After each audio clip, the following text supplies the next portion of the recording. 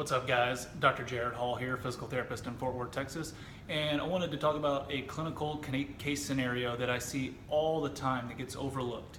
Time and time again, I have patients come to me and tell me that they have kind of upper trap pain, rhomboid pain. Oh, their upper traps and their rhomboids are spasming so much, they've overworked them.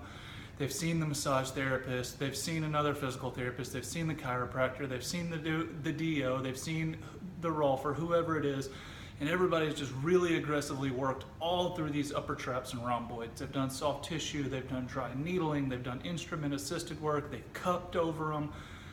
But the one thing that nobody has done is the first thing that you should do. Nobody has looked to the cervical spine.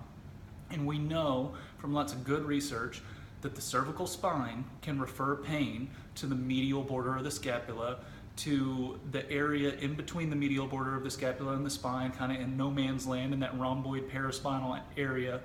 And usually with some sort of repeated cervical motions or cervical overpressure, you can recreate the rhomboid pain. So I tell people this analogy all the time, that muscles usually are the employee and something else is the employer. If muscles feel tight, if muscles are guarding, if muscles are protecting, if they feel crampy, whatever it may be, it's usually because something else is telling them to.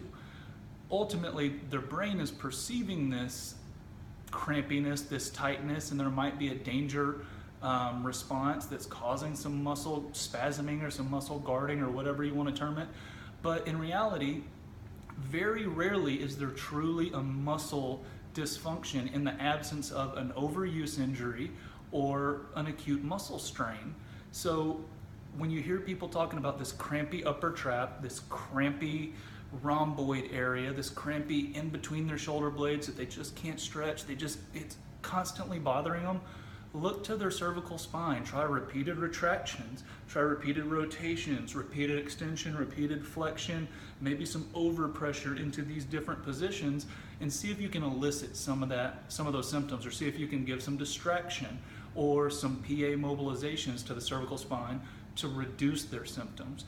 So anytime you hear somebody talking about those symptoms that I mentioned, don't automatically jump to the muscle, don't automatically jump to postural dysfunction or whatever you think it might be.